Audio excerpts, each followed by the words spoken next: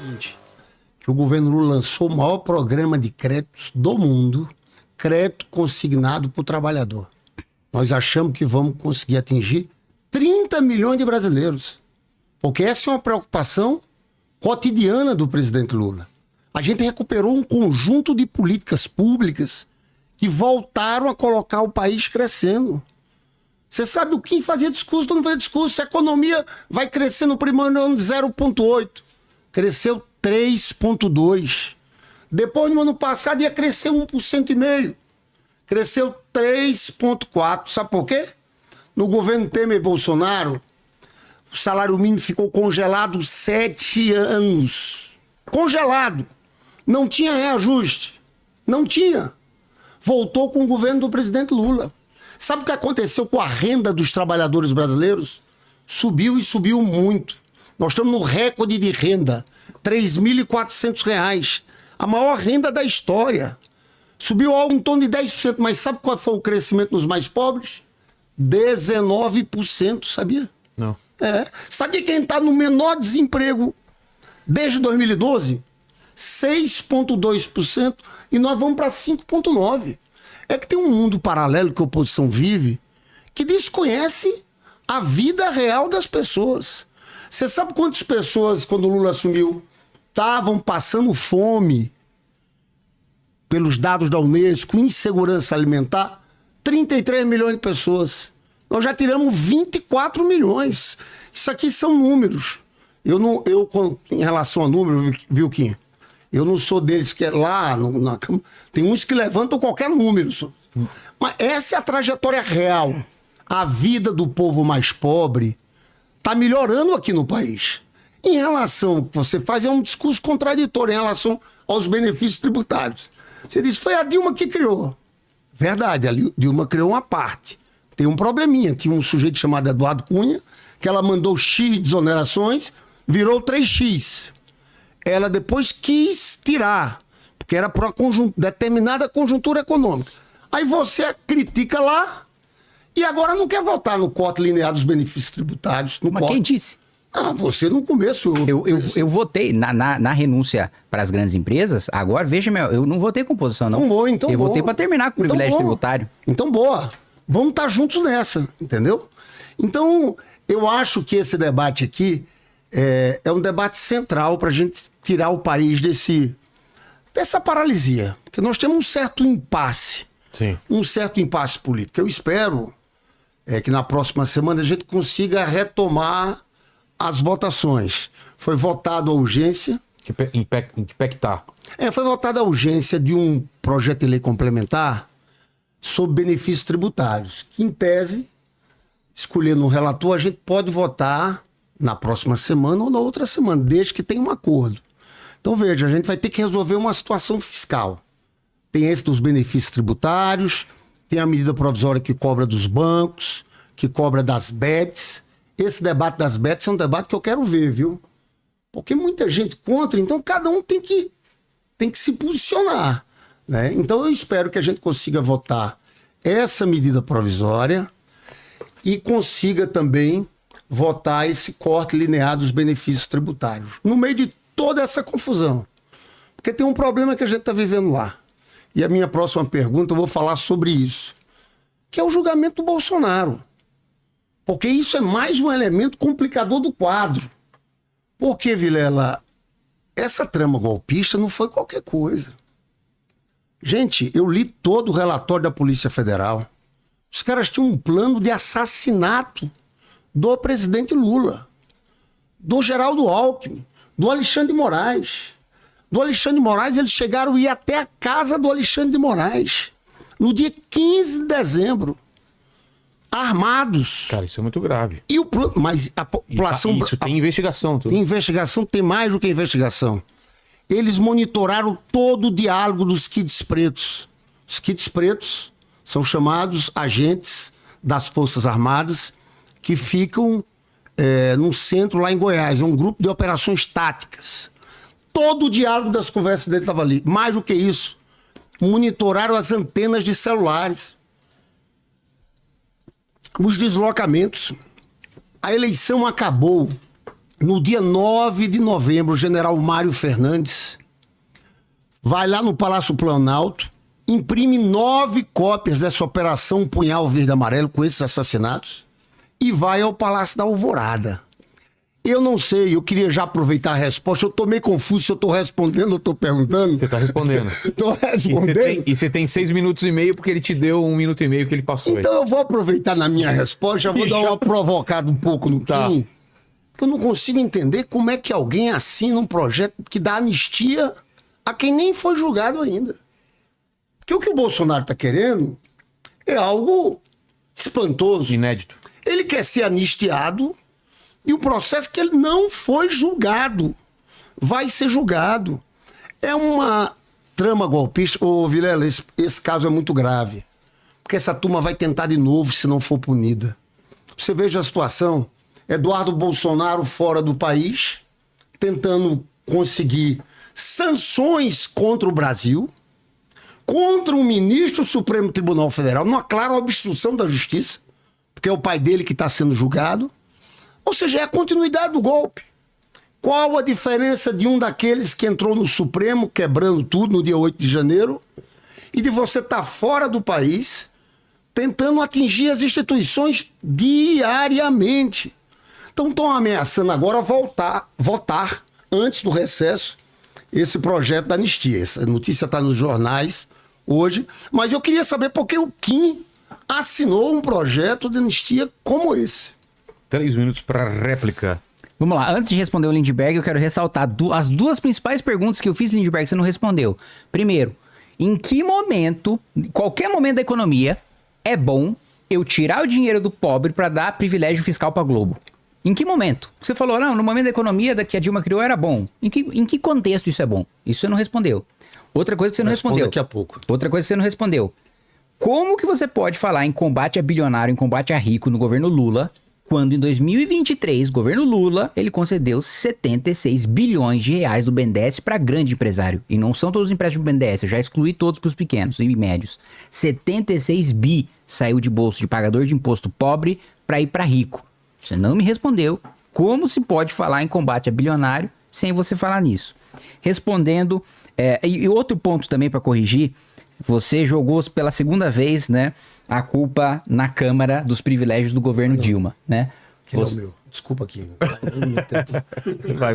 O Lindbergh toda hora quer me distrair aqui, ele tá de sacaneando propósito, já. não, Foi pra tirar a sua cara, atenção. Toda hora ele, olha o tempo. Não foi eu não. Porque É que agora tem 2. Dá pra deixar. Desculpa. Mas calma, eu tenho 3 agora, né? Tá. Desculpa. E eu usei 1. Tá, vamos lá. Você falou, jogou a culpa na Câmara em relação aos privilégios tributários no governo Dilma. Na maior parte, né, no período em que a Dilma criou a maior parte dos privilégios tributários foi 2011, 2014. Cunha não era presidente da Câmara. O presidente da Câmara era do PT. Cunha assume em 2015. E a aprovação foi de 11 a 14. A aprovação da maior parte deles. Então não dá para eximir Dilma e o governo petista de responsabilidade. E outra correção. Se o corte em relação às renúncias tributárias está excluindo aquelas da Constituição, como o Simples, por exemplo, não é linear, Lindbergh, você está falando errado. Não, porque então...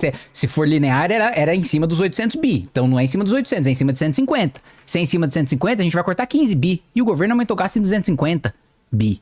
Então, assim, o governo tá gastando 250 e vai economizar 15 com privilégio tributário, isso é uma piada. Eu quero cortar mais privilégio tributário que isso. Eu que sou da direita, o defensor dos ricos, dos banqueiros e tal. E respondendo sobre Bolsonaro, que também, não sei que você invocou o Bolsonaro, eu tô um pouco me lixando pro Bolsonaro. Que o Bolsonaro se lasque. O governo Bolsonaro colocou a BIM pra me espionar. E por que votou anistia? Formou um relatório de 62 páginas. E, aliás, o governo Dilma também colocou o Cardoso pra fazer dossiê contra mim. Tem um habeas data meu na justiça, comprovando isso. Não tô falando da minha boca, não. Todos contra o Kim. Então, assim, dos dois governos me espionaram. Então, eu quero que se lasque. Em relação à anistia, o meu posicionamento é muito claro e direto. Quem invadiu o depredou tem que ser punido por invadir e depredar, por dano a patrimônio público. Aquele cara que quebrou o relógio de Dom João VI, pra mim, esse sim a gente tinha que inventar uma pena especial até pra ele, porque pra mim me dói no coração aquele relógio histórico, né, ser destruído. Agora, acho que essas pessoas têm que responder por depredação de patrimônio, porque pra mim é um bando de pobre coitado que foi usado por Bolsonaro, que aí sim, acho que ele sim tem que ser punido por tentativa de golpe de Estado, ele sim tem que estar preso, né? se possível, na mesma cela que o Lula, se ele voltar a ser condenado pelos escândalos do Petrolão. Os dois na mesma cela, pra mim, eu não ligo, não defendo em nada. Eu defendo que quem fez trama golpista responda por golpe de Estado. Agora, o cara que foi usado pelo Bolsonaro tem que responder por dano ao patrimônio, pelo crime que cometeu, pela quebradeira que cometeu. Lindbergh, terceira pergunta desse primeiro bloco aqui para o Kim e pode comentar também. 3 minutos.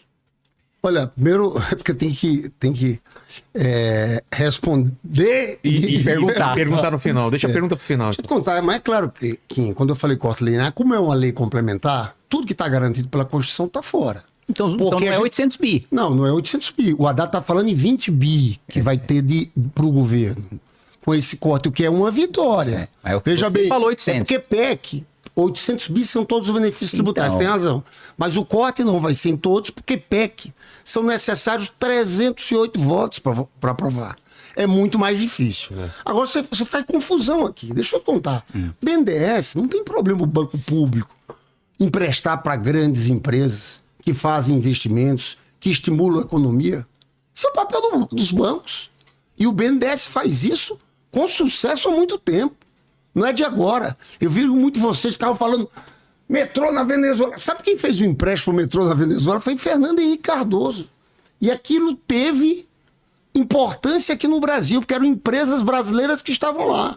Então, aqui é uma confusão entre o que é privilégio de rico e um papel de um banco público para tentar fomentar o desenvolvimento e o crescimento econômico. Querido, deixa eu te contar aqui. Eduardo Cunha teve um papel enorme nessas desonerações. A desoneração não foi 11, 14 só. A desoneração teve 15. Ele teve um papel destrutivo. Depois a Dilma quis recuar. Porque você pergunta, qual o sentido de fazer algumas desonerações? Tem sentido sim. Na crise que nós tivemos aqui do Brasil, 2009, o Brasil saiu com o Lula da crise com muita velocidade. Sabe por quê? Porque o Lula utilizou os bancos públicos para dar crédito, colocou as estatais para investir naquele momento, e o Lula fez a desoneração da linha branca, que ajudou a indústria. Mas o Globo precisava? Era no meio de uma exceção. Eu sou contra o que foi votado. Você sabe que teve a votação da desoneração agora em 2023. Você votou como naquele projeto? Votei contra a desoneração. Eu votei contra a desoneração. Inclusive era do meu partido, o Efraim, e ele veio me cobrar. Eu falei, não tem como, eu sou contra. Tá de parabéns, eu também votei contra aquilo. Foi uma divisão, uma votação que... Então você concorda que pra Globo não precisava? Claro. Nem na primeira vez no governo Dilma. Claro que não precisava. Tá. Ali você tem que entender aquele contexto. O que eu acho, a Dilma tentou, ainda era presidente ela. Eu estava lá no Senado Federal. Ela mandou um projeto acabando com as desonerações, teve um desentendimento político com o Renan Calheiros, que hoje é nosso aliado, e o Renan devolve essa medida provisória. Mas eu quero voltar ao ponto, tem pouco tempo, estou insistindo, porque eu não consigo entender, esse projeto de anistia não era para 8 de janeiro, que você é um deputado que é um deputado aplicado. Era um projeto de anistia geral, voltava lá atrás. Inclusive, era... Eles estavam a pegar tudo que é general golpista, o próprio Bolsonaro. Então não era para a turma só do 8 de janeiro. O 8 de janeiro, Vilela, foi a última, só para acabar, 20 segundos. Claro. Depois eu passo para ele. O 8 de janeiro foi a última etapa. Eles começaram logo depois da eleição. Tinha um plano de convencer os comandantes militares e tinha essa operação Punhal Verde e Amarelo, que o Brasil ainda não conhece. E eles, na verdade, estavam tentando safar o Bolsonaro disso. E continuam insistindo. Eu espero, do jeito que você falou, que é Bolsonaro preso, que você, na hora de votar, se for para beneficiar o Bolsonaro, você, como deputado, não vote a favor dessa anistia. Pode ter certeza. Se for privilegiar o Bolsonaro, não vou votar. Então vamos lá. Eu te garanto. 5 minutos e 40 segundos para a resposta. Vamos lá, só quero fazer uma resposta em relação ao Lindbergh. Lindbergh, banco público é financiado com dinheiro público, dinheiro do pagador de impostos. E se a gente não está tendo superávit primário há muito tempo, a gente está se endividando. Então o governo está pegando dinheiro emprestado caro, passando para o BNDES, e o BNDES está passando 70 bi para grande empresário. Quando é o BNDES, quando é o PT, aí é fomentar a economia. Quando são os aumentos de impostos que vocês querem, aí é combater privilégio de bilionário. Não é assim que funciona, Lindbergh. E outra coisa, falar que trouxe grandes benefícios, tem ampla literatura acadêmica na economia mostrando que a política, tanto do BNDES como dos privilégios tributários, foi um grande fracasso. Foram investimentos de centenas de bilhões de reais que não aumentaram em 1% a nossa produtividade. Em 1% a nossa produtividade. Nada. Zero. Dinheiro que foi depois transformado em lucro para grande empresário. Você vai me dizer que teve o Ike Batista agregou muito para nossa economia. Hoje tem grandes empresas do Ike Batista representando o Brasil, mundo afora, gerando emprego, gerando renda. Embolsou tudo. Embolsou tudo, tem benefício pro povo nenhum. 73 bilhões com juros subsidiado. Me parece que nesse combate a bilionário, parece que o bilionário ruim é o bilionário que não tá com o PT, que não é amigo do PT. Quando, por exemplo, vocês atendem, eu já falei na taxa das blusinhas, aí vocês atendem o lobby da moça lá da Magazine Luiza, atende o lobby do velho da Havan, que de vez em quando PT e PL estão juntos ali. De vez em quando, recentemente, inclusive, nos vetos, votaram muita coisa junto, votaram muita coisa em acordo. Eu votei contra e vocês dois votaram juntos, mas ainda essa é uma outra pergunta que eu vou fazer.